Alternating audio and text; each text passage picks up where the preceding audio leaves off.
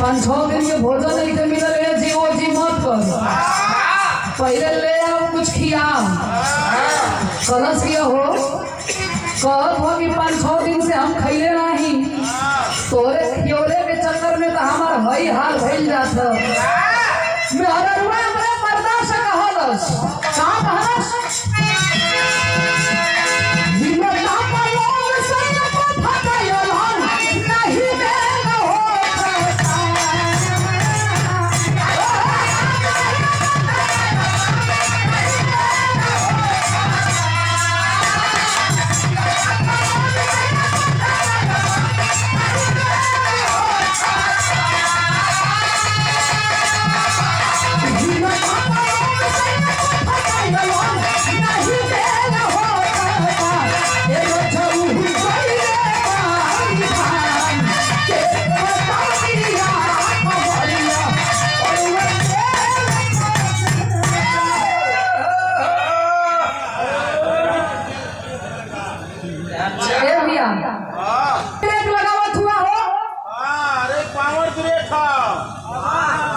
power break लेके बिरहा में कब से चले लगला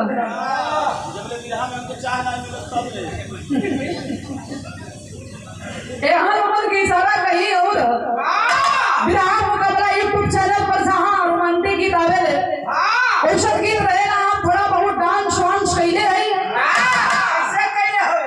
अरे चैनल में हमार मजबूरी रहल यार जरूरी हो काहे बोली बहुत ठंडी हो अरे भाई वहाँ के हीरो हैं वहाँ के हीरा सकीला तू ना हिला सकेलू का अब ऐसा बात थोड़ो देखे ना जब मरद हिलाई तो मेहरारू काहे ना हिलाई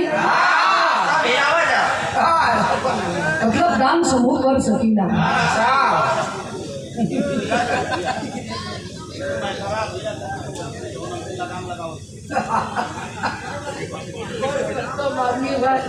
अरे भैया हम डांस की बात कर रहे थे अच्छा भैया सबकर मन हाँ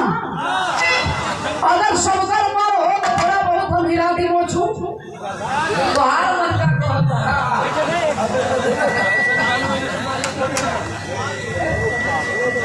सबकर मन